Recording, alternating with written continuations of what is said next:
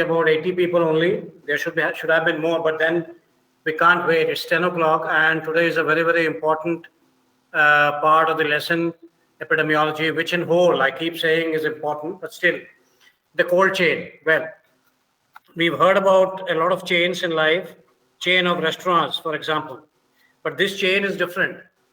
Chain of restaurant means there are a lot of branches all over India, all over the world, or whatever. But cold chain is a different chain. It's a sequence. Okay? So we will cover a very important thing here that is a sequence, and this tune will tell you what the sequence is. Well, it's a sequence where from the manufacturer or the producer of the vaccine travels through a lot of agencies and stops and finally reaches the consumer or the mother and child, right? This is the chain. If you can see from the producer, airport, store, vehicles, refrigeration, then some technicians, vaccinator, walking, and finally it reaches the mother and child.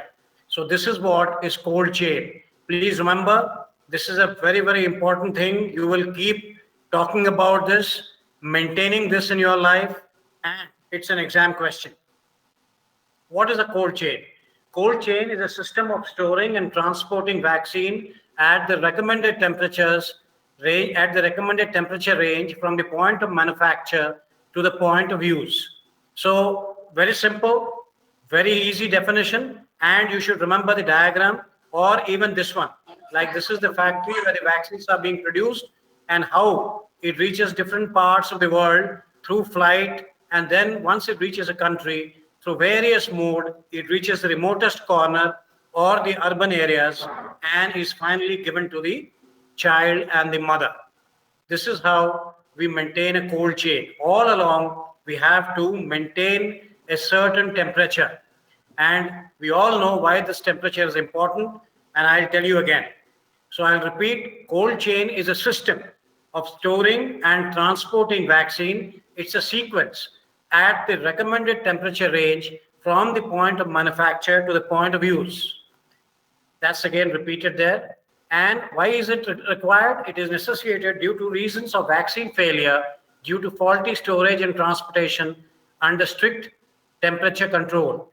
Why is a vaccine supposed to be kept in cold storage? We all know they are heat sensitive. So therefore, we need to maintain a temperature, and in any part of the cold chain, in case this temperature rises and there is a problem maintaining it, there is a likelihood that the vaccine will turn bad, and it is supposed to be a reason for vaccine failure. It consists of three vital elements: equipment, transportation, and motivated and trained manpower. Obviously, we cannot do without motivated and trained healthcare workers, right? So among the vaccines, I was just telling you, I'll tell you about the heat sensitiveness. Polio is the most sensitive to heat and should be stored at -20. Please remember this. Polio is the most sensitive to heat, that is oral polio, and should be stored at -20. Therefore, it is stored in the freezer compartment, the oral polio and the measles. Well, the other vaccines which end with T, DPT, TT, TDT, TD, the T series, as we have this cassette series, T series, remember, they are supposed to be stored in the cold part of the ILR. I'll tell you what's an ILR. As also hepatitis B, BCG, diluents, and liquid formulations of Hib, Haemophilus influenza B. Correct? So please remember, these are not supposed to be frozen. What is supposed to be frozen is OPV and measles. All of you, whether you are pediatricians or surgeons or anesthesiologists or physicians or community medicine specialists, in the end, you have to remember this because you will deal with vaccines. Some of you may be at the helm of affairs in a very short time. You will have to arrange vaccination camps, and there you have a lot of chances of vaccine failure because you are the boss. In case you don't know, the others will not follow you. It is stored under conditions specified by the manufacturer, all to be prevented from coming in contact with sunlight and antiseptics. Please remember this. The vaccines are not supposed to come in contact with sunlight. At the health center, most vaccines can be stored at 2 to 8 degrees centigrade, okay? Except polio. I told you polio is the most heat sensitive, and reconstituted BCG and measles up to 4 hours, and JE vaccine up to 2 hours, okay? These can be stored only for these limited time in 2 to 8 degrees. Otherwise, they should be kept in cold storage or the freezer, freezer compartment, right? Do not keep used vials in the cold chain. Used vials are not supposed to be returned, but we also have a policy, open vial policy, which we will discuss. And return unused vials in the cold chain to health center through alternative vaccine delivery and label return unused. Once you take out 4 vials, you use up 3 vials for vaccination. The 4th vial, which is not used, you are supposed to mark in that with your marker pen, return unused, and then only keep it back in the cold chain. Vaccines returned unopened for more than 3 times are supposed to be discarded. These are small things that you must know to become a good chap in vaccination. Now, this diagram is taken from your book. It shows the vaccines which are most sensitive to heat, and the arrow shows the vaccines which are least sensitive to heat. Now, you will have OPV, influenza, IPV, that is, injectable polio, JE, measles, MR or MMR, right? Measles and rubella, or measles, mumps and rubella. These are most sensitive to heat, and that is what it is written. And slowly, as we progress to hepatitis B, Hib, meningococcal A, and pneumococcal vaccines, somewhere here is BCG and HPV, that is against the human papilloma virus, JE, and the T series. They are not so sensitive to heat as far as polio is concerned. Once you finish hearing me, open this diagram in the book and see, and it will leave a lasting impression on you, because you must know and you cannot go wrong here. There is 0% chance, there should be 0% chance of error, because you're dealing with a mother and you're dealing with a child.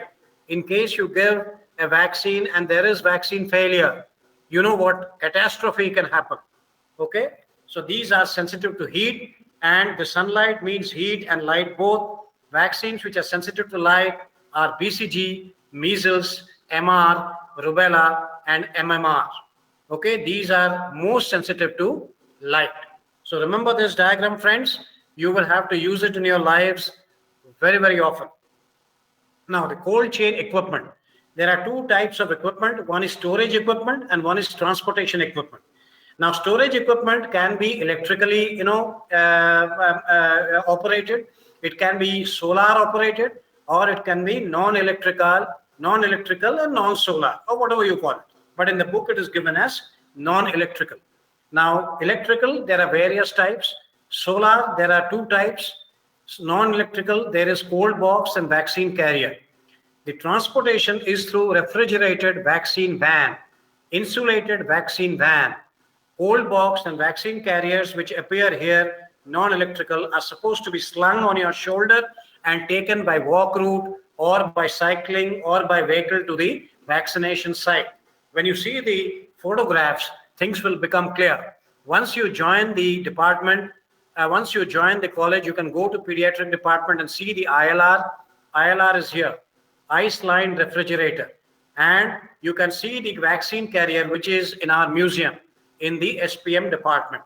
So please remember, cold chain is a sequence of events, all right, but it consists of equipment. It consists of manpower. It consists of vehicles or transportation facilities, right? Now, the electrical cold chain equipments are WIF or walk-in freezers. There are huge go-down-like freezers where you can open the door and walk in. These are prefabricated modular, PUF insulated panel. There are 2 identical refrigeration units inside that. There is a standby generator set. Temperature is maintained at -15 to -25. See, walk-in freezers are the first place where you park the vaccines once they come down from an airplane from the manufacturer. India imports many vaccines, say from the Netherlands or from the Scandinavian countries or from the advanced countries, even from China. There are so many vaccines which are imported, and these are immediately kept in walk-in freezers.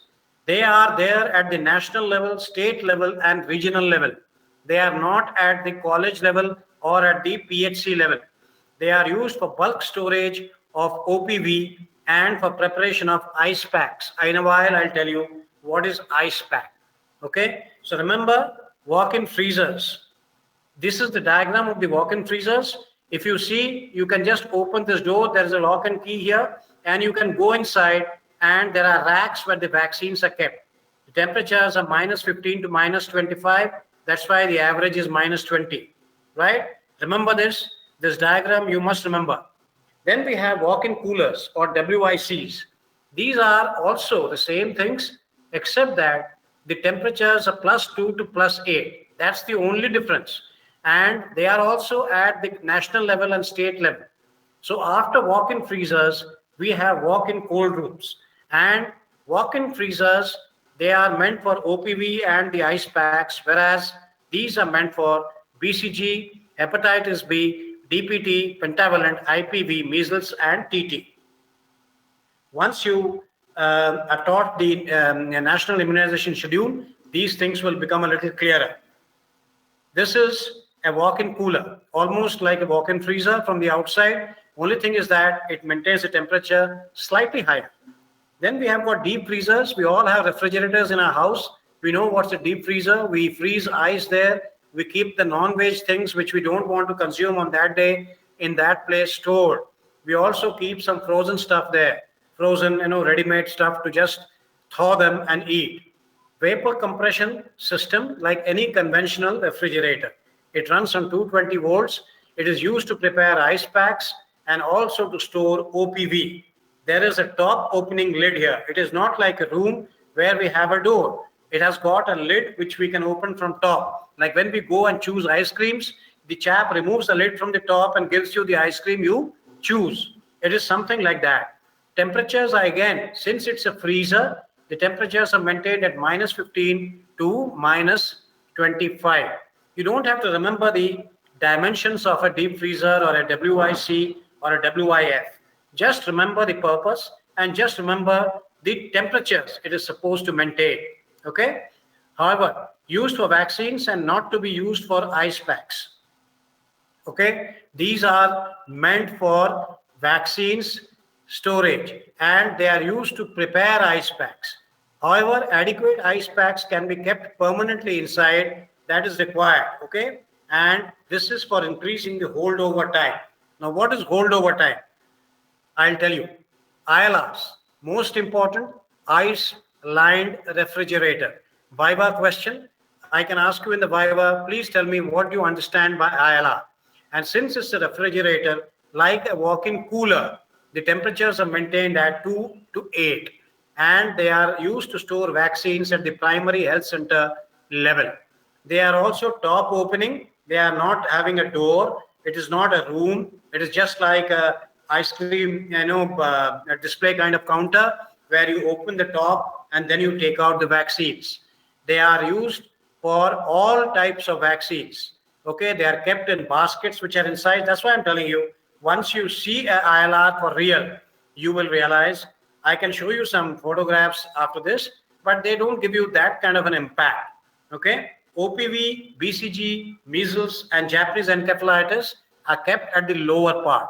Now, had it been a class, I would have asked you and you would have answered, but this is an online class and I don't have the time and I can't wait for your answer to come. Lower part, because it is supposed to be the coolest. You also keep the things that you want to keep the coolest in your fridge in the lower part. Okay, because the surface is cool.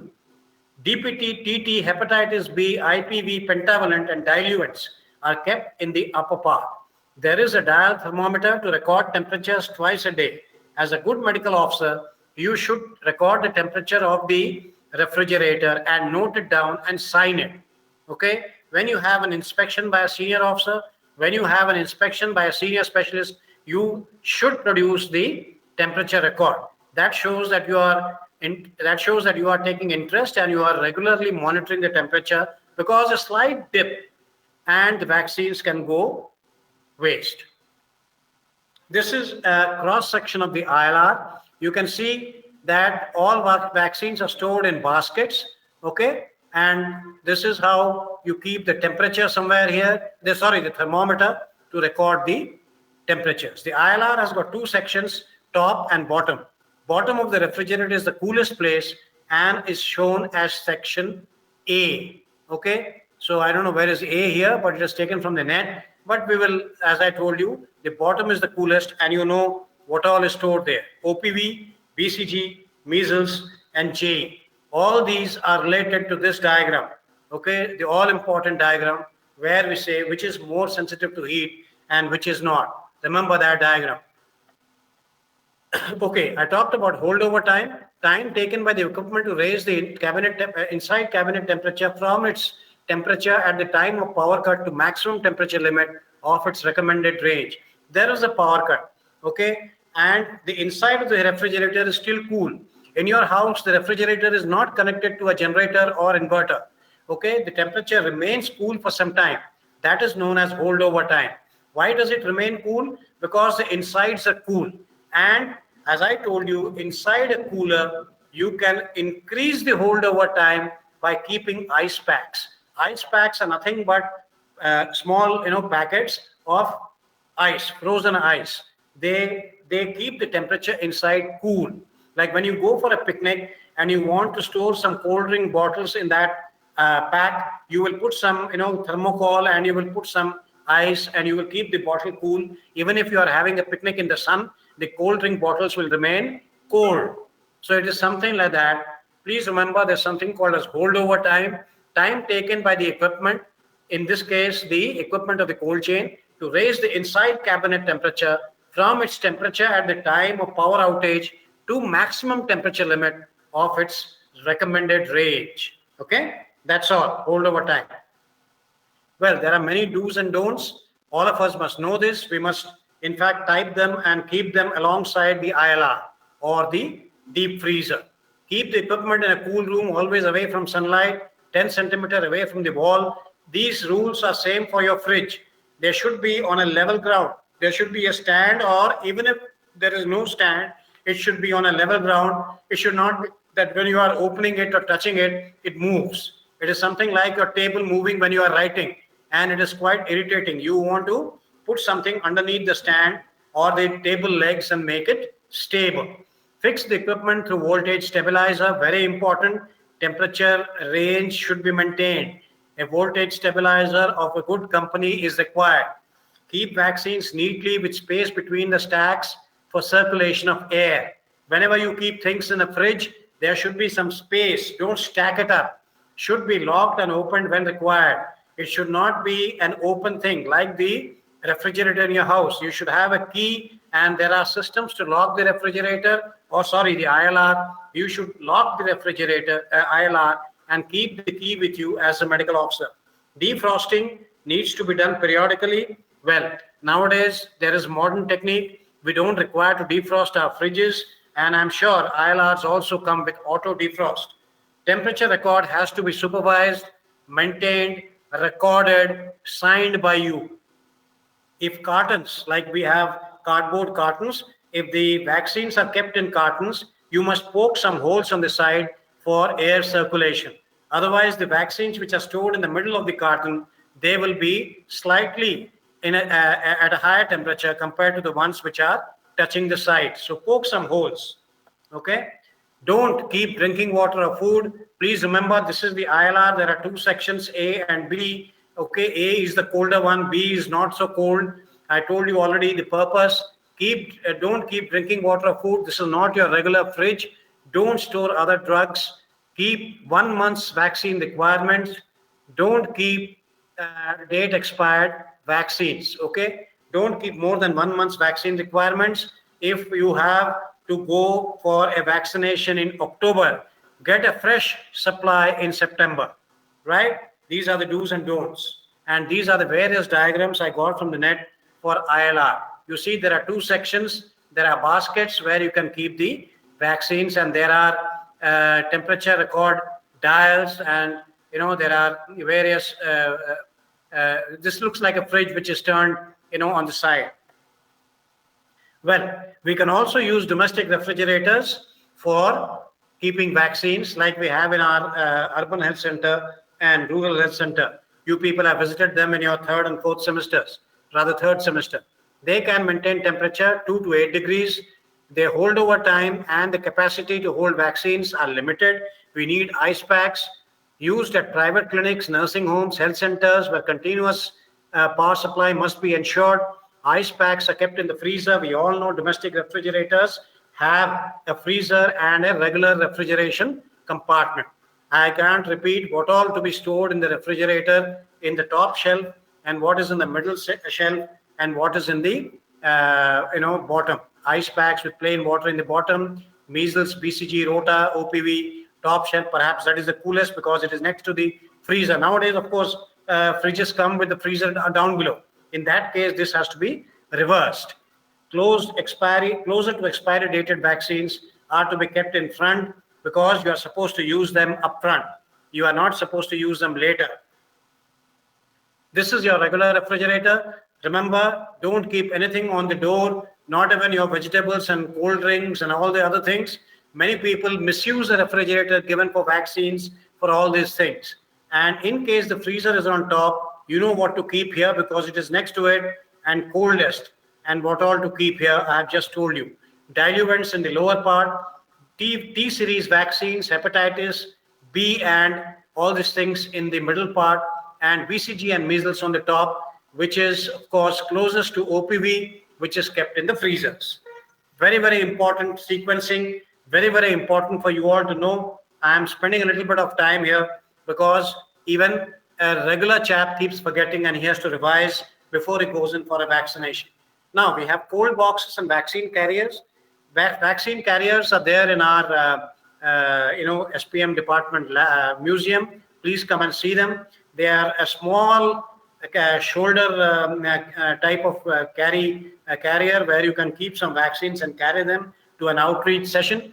A little bigger than this is called a cold box. They are both used for transportation of vaccines.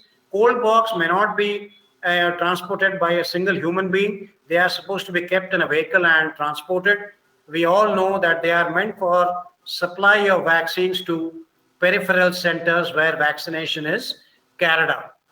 Fully frozen ice packs are kept at the bottom and sides, and DPT and T series vaccines should not come in contact with ice packs. You know what all can come in contact with the ice packs? I have already told you, I have repeated them. And on top of that, in the middle, you should keep the T series.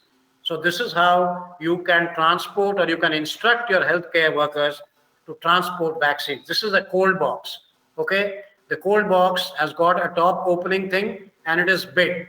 This is a smaller vaccine carrier, and you can see 4 ice packs. These are basically water bottle types where you put ice, water up to a certain level, and then you freeze them in the freezer.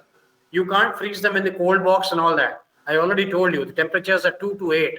You have to make the ice boxes, ice packs in a freezer. And once you have the ice packs ready, put them in the 4 corners of the vaccine carrier, put the vaccines according to what I have already told you, and then transport the vaccines. You can see the sling here. You can put it on your shoulder and transport.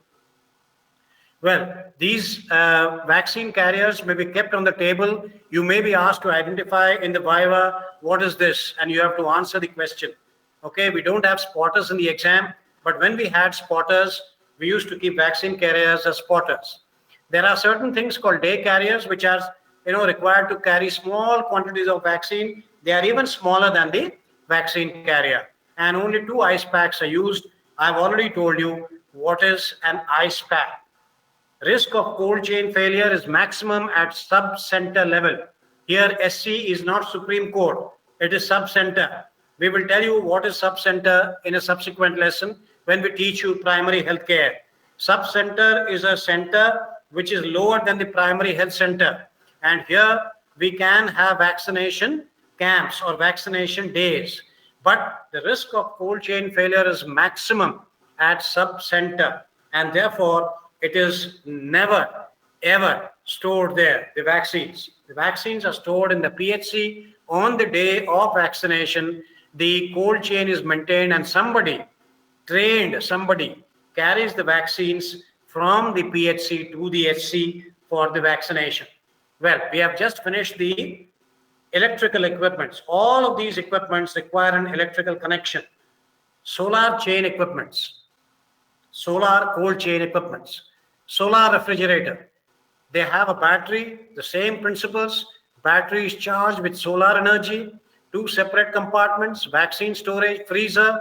They have a DC compressor for each. We all know the fridges, the normal fridges we use are AC, alternating current.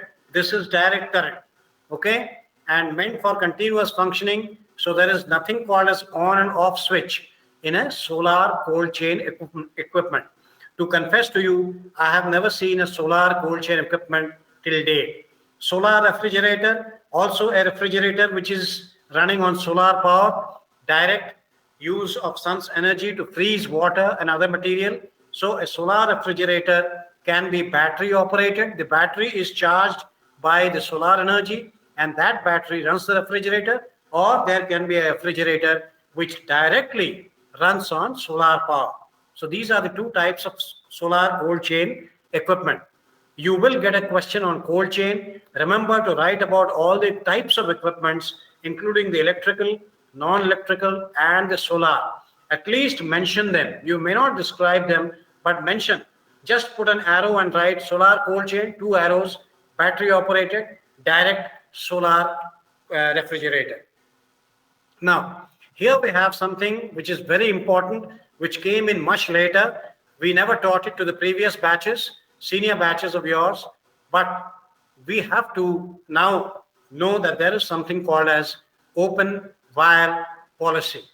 Remember this, may come as a short note. And what is open vial policy? It allows reuse of partially used multi-dose vials of applicable vaccines under universal immunization program in subsequent session up to 28 days or 4 weeks, subject to meeting certain other conditions. Please remember, there was a lot of wastage of vaccine going on. There is a small vial with 20 doses. One person comes at 4 o'clock in the evening and nobody comes after that. So all the rest 19 doses are wasted. So therefore, the government and the WHO came up with a policy that we can reuse partially used multi-dose vials of certain vaccines in subsequent sessions of vaccination up to a month. Okay, not more than that. It avoids wastage, obviously, I just told you, and it is only meant for Magdasa, DPT, TT, hepatitis B, OPV, and pentavalent. Pentavalent is 5 vaccines together. This policy, underlined, does not apply to measles, BCG, Japanese encephalitis.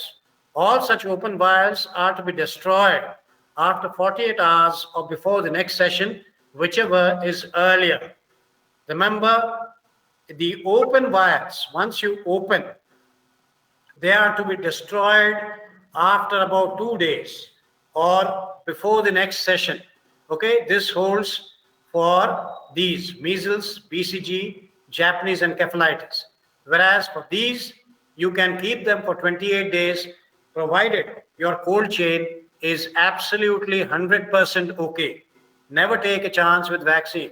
Now, what are the conditions of open vial policy? I talked about some conditions here, right? So these are the conditions. The expiry date has not passed, obviously. The vaccines are stored under appropriate cold chain conditions, both during transportation and storage. You must, as a medical officer, ensure and be passionate about your cold chain temperatures. The vaccine vial septum has not been submerged in water, accumulated in vaccine carriers, or contaminated. Please see that the vaccine is not contaminated. Aseptic technique has been used to withdraw all the doses. You know, there are various methods of giving the pulse polio. We pinch the the vaccine nipple and 2 drops falls, okay? So all aseptic techniques need to be followed, and then only those vaccines can be again reused. The vaccine vial monitor. See, you are learning so many new things now. VVM. There are two asterisks mentioned here. That means this is also a short note, and I will talk about VVM in a while. Has not reached the discard point. Okay, the vaccine vial monitor is a very, very important thing. This is even a PG exam question. At the end of the session, all open vials should be returned to cold chain point where they are segregated as reusable and non-reusable. You know what are the reusable ones and what are the non-reusable ones by now. And I have repeated them right from the beginning of this lesson. Now, what is a VVM or a vaccine vial monitor? Monitoring heat exposure. It is a chemical indicator label attached to a vial, ampule, or dropper by the manufacturer. When you see a vaccine vial next time, look out for a VVM. When you come to the department next time and we show you some samples of vaccines which we have in our museum, we will show you what is a VVM. But I have got some photographs and things will become clearer even in this online class. It records cumulative heat exposure through gradual change in color. If color of inner square is same as or darker than outer circle, it indicates too much heat and is discarded. Please remember this. I'll just show you a diagram. It becomes clearer to you. There are four types of VVM: VVM 2, 7, 14, and 30. What are they? What are the numbers? The numbers indicate the number of days it takes for the inner square to reach discard point. So if it is VVM 30, that means the vaccine is quite robust if exposed to constant temperatures of 37 degrees centigrade. So it is heat exposure. You have to have a chemical label on the vaccine body, vaccine vial body, or the dropper to find out whether it is okay to use or not okay to use after some exposure to heat. See, when we are taking out a vaccine, we are exposing it to the outside heat. It remains for some time. We are vaccinating. That doesn't mean the vaccine is spoiled. So this VVM indicates that the vaccine is still okay, or in case you have exposed it for a longer time, whether it is not okay. So the main purpose of VVM is to ensure heat exposed vaccines are not administered, and it also minimizes unnecessary vaccine wastage by deciding which vaccines are okay even after the cold chain has broken. This is what is VVM. There are vaccine vial monitors on the bodies of these vaccine vials, and you can see the inside is lighter than the outside. Now, what did I tell you? If the color of the inner square is same or darker than the outer circle, it indicates too much of heat exposure. Now here it becomes same, and here it is darker. I hope all of you can see the slide. And once it is darker, or once it is of the same size, same color, these two are rejected. Whereas here it is slightly, gone darker, but not as the outside circle. So basically there's a circle and there's a square. The circle is of a certain color and the square is of a lighter color. The lighter color, the moment it becomes the same as the circle or it has become darker, close your eyes and throw the vial. Two different locations of VVM on label of the vaccine for WHO pre-qualified vaccines or on cap or neck of ampule. Now in this diagram, there is no VVM on the cap, it is on the body only, but certain vaccines have a VVM on the cap and some have on the body. So that is not a very important thing for you to know. Most important, you should know what is a VVM. You must be able to write few lines on it. You must be able to draw a diagram and explain as to what is the color of the circle and the square. Okay, this is what is the progressive heat exposure. VVM start color, VVM color inside becomes slightly darker. You can use the vaccine. This is a discard point. The color becomes the same. And of course, if the color becomes darker than the outside, you are not supposed to use the vaccine and inform your supervisor. Please remember this diagram. I also showed you the diagram of the vials. These are very, very crucial things in life that you are learning. You will have to remember them throughout your lives. Whatever specialty you do, you will have to deal with children and ladies and pregnant ladies and all that. You will have to vaccinate, or you will have to write prescribe vaccines. Please remember to ensure all these things. Freeze damage to vaccine. Vaccines which are freeze sensitive get spoiled when frozen. I already told you which vaccines cannot be frozen. They are caused by improper storage in the ice-lined refrigerator, cold climate, because of too much of a sudden drop in temperature. May not be in India, but remember the countries where there is frequent snowfall and all that. Okay, maybe in Kashmir or maybe in Himachal. Defective equipment, storage and transport with non-frozen ice packs. See, criminal. You cannot do that. Incorrect thermostat. You always have to get your thermostat checked. Therefore, we must have an AMC done, annual maintenance contract of the equipment that you have. And they should be regularly serviced by the service people. Untrained or ill-trained staff, criminal. We as healthcare workers cannot, I repeat, cannot play with vaccines. So, how do you make out whether a vaccine is spoiled and not spoiled? That is by the shake test. The shake test can also come as a short note. It is designed to determine whether freeze-sensitive vaccines have been affected by freezing. So the first line, you explain when you write your short note that what is the test? What is meant by the shake test? After freezing, the lattice in the vaccine is broken. Okay, the lattice is the bond which is between the adsorbent and the antigen present in the vaccine. After thawing, the vial no longer has the appearance of a cloudy liquid, but tends to form flakes that settle down. This will become clearer as I show you the diagram. I know I'm hurrying up. The chapter is long. I have taken a few classes and I'm going to take, I think, one more class because it's not going to end today.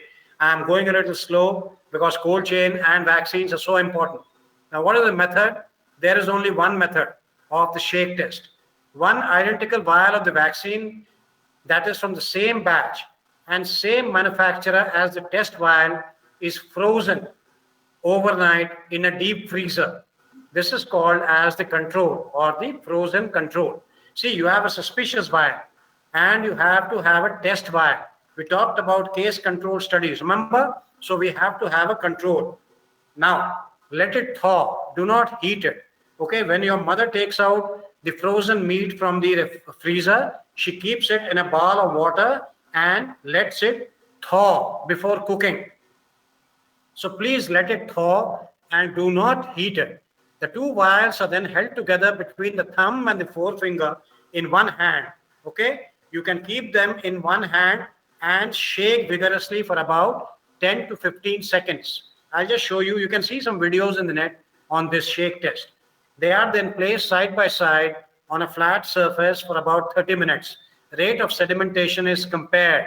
Provided the vaccine has not been frozen, sedimentation is slower in the test vial than in the control vial. That means the vial which you suspected has passed the shake test and it can be used. If the test vial has been frozen, both vials will have similar sedimentation rate, or test vial will have faster rate. That is called as a failed shake test. Remember this, it's very important. See, the writing is not very clear, but I'll tell you, deliberately frozen vial, slowly the sediment comes down. Whereas when the vaccine settles, when the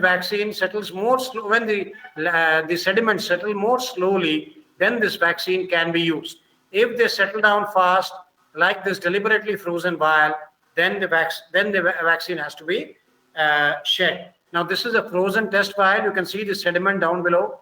This is a frozen control vial where the sediments are gradually settling down. And this is a non-frozen test vial. So you can read about this in the book and you can prepare 3-4 lines on the shake test. Correct storage and usage of diluents is very important. I told you about diluents last time. I told you about adjuvants. Use only those supplied and packed by the manufacturer. Do not use some other water or saline which is available in the OPD. The volume, the pH, the chemical properties of the diluents are important. They are stored between 2 to 8 degrees temperature. If there is a space crunch in the refrigerator, they can be stored outside, but they should be cooled 24 hours before use. So tomorrow is the vaccination. If you have kept the diluents outside, today you must put them in the refrigerator. They can lead, in case you have not done this, they can lead to thermal shock or death of all or some live organisms in the vaccine. So once you are mixing the diluent with the vaccine powder, the vaccine goes for a 6. They are supposed to be stored in vaccine carriers during storage, and they should not come in direct contact with ice packs. They should not be frozen. That's why I told you, you can keep the diluents outside for some time, but one day before, you need to put them in the refrigerator. So we have finished with cold chain. It's a very, very important part of this chapter, and we will try to quickly finish AEFI, or adverse effects following immunization. Can come as part of a long question, can come as a short note in the exam. Any untoward medical occurrence that follows immunization and which does not necessarily have a causal relationship with usage of vaccine is called an AEFI. Any untoward medical occurrence, it may be unfavorable or unintended sign, abnormal lab finding, or a symptom or a disease. So after you vaccinate, it can be an unintended sign, there can be an abnormal investigation finding, there can be some symptom, there can be some illness, it can be actually true or coincidental. Please remember the definition of AEFI. It's an oft repeated short note and exam question. Now, there have been many deaths of children following vaccination. This is a news clip of 2008, where in the Thiruvalluvar district of Tamil Nadu, few children died because of faulty vaccination. Okay, that's just a news item. Now, as far as WHO is concerned, in 2012, it classified AEFIs into 5, you can say 4 categories. The first 2 are actually combined. Vaccine product related reaction, vaccine quality defect related reaction. That means the reaction because the vaccine as a product is substandard. Now, immunization error. This is human error. Me and you don't know how to vaccinate. We don't know how to maintain the cold chain. We don't know how to handle the vaccine. We don't know where to hold, how to pinch the nipple, how to use the syringe to take out the vaccine. So we are at fault. We are not trained. We are partially trained. We have forgotten our training. That is actually criminal. Immunization anxiety related reaction. Many of us, when we went to the doctor in our childhood, we were anxious. We were afraid of injections. Our parents used to tell us, keep quiet, otherwise I'll send you to the doctor uncle and he will give you injection, as if it's a very, very painful thing. Nowadays, of course, injections are not very painful, but in my younger days, they were. So immunization anxiety, the child or the mother can be anxious, and there can be some adverse effects which are purely coincidental. So this is a very important table. It is there in your book along with few other large tables. Don't go and confuse yourself. Always remember what we have discussed in the class. This is a smaller and the most important table that you are supposed to draw or construct and write in the exam. And what is the definition of these things? I've already told you, you can use your own language. This is a WHO table of 2012. Now, therefore, I told you that the first 2 can be combined, vaccine product related and defect related. Vaccine reactions can be product and quality defect related, immunization error related, immunization anxiety related, and coincidental events. Vaccine reactions because of a faulty product or because of a quality defect, the vaccine manufacturer is sued.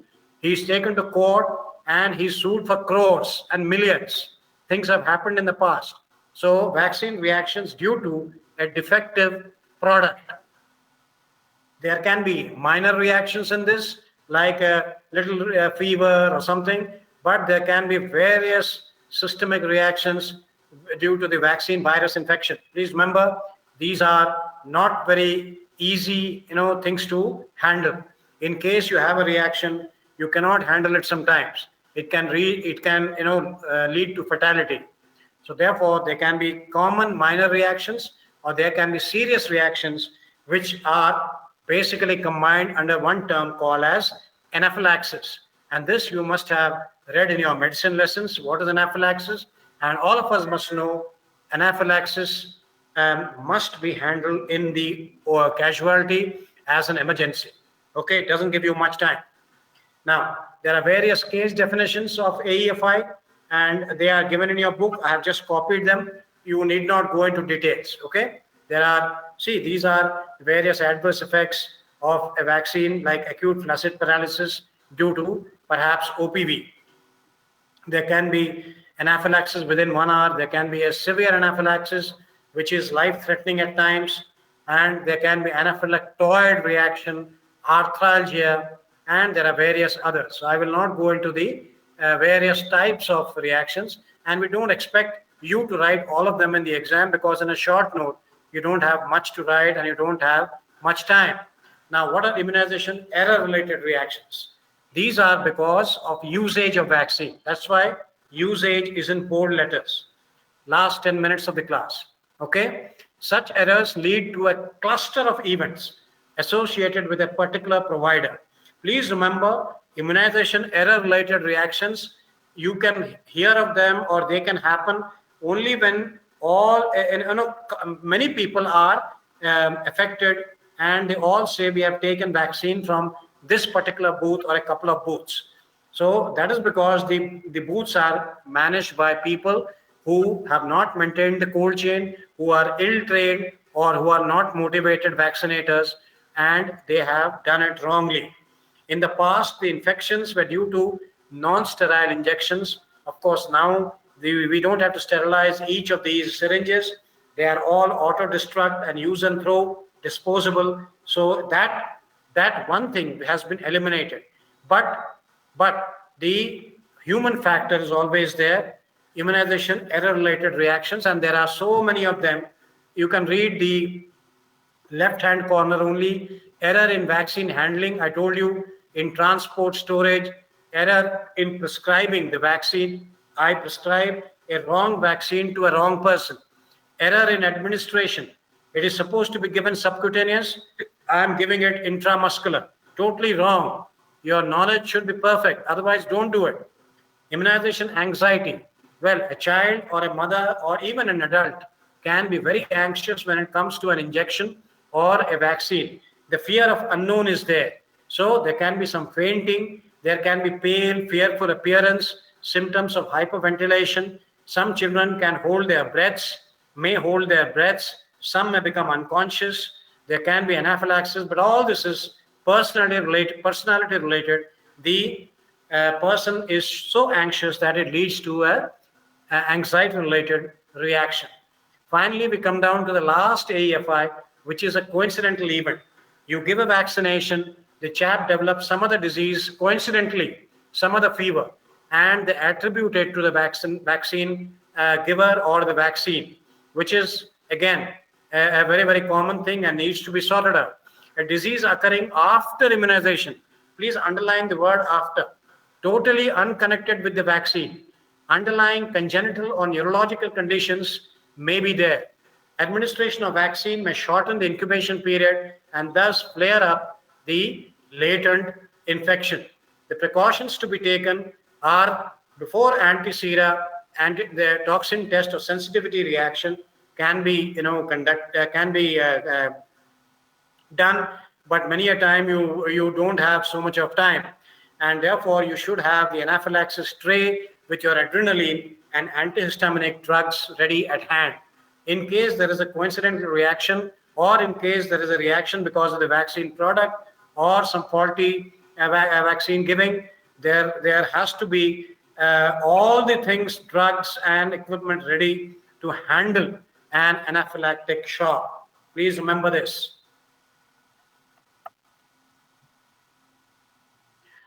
Well, there is a part added in your book on investigating AFIs.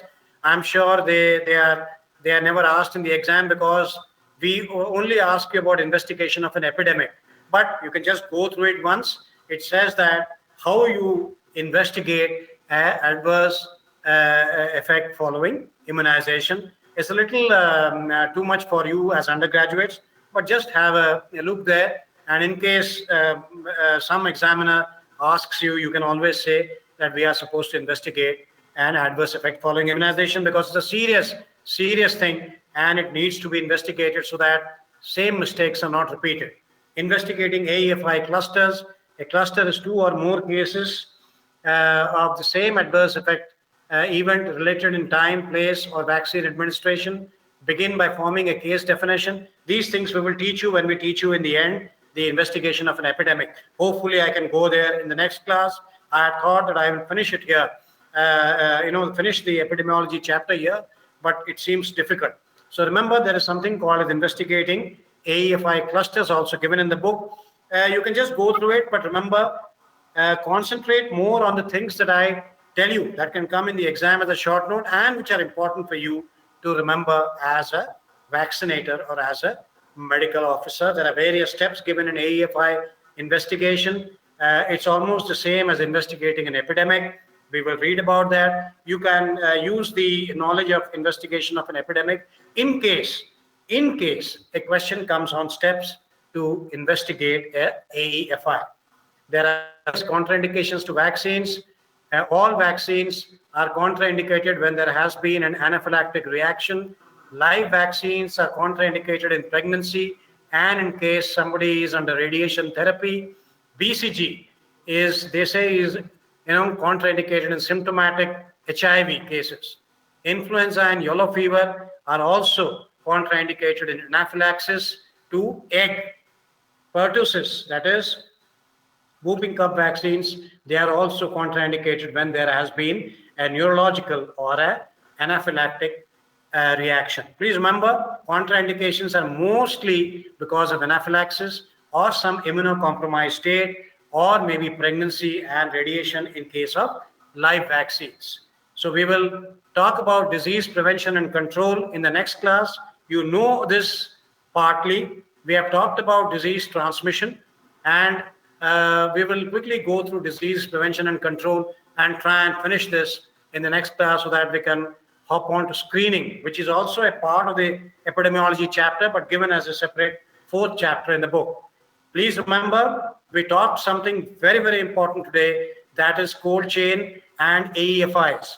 Both of them are potential questions in the exam. Both of them are questions in the Viva.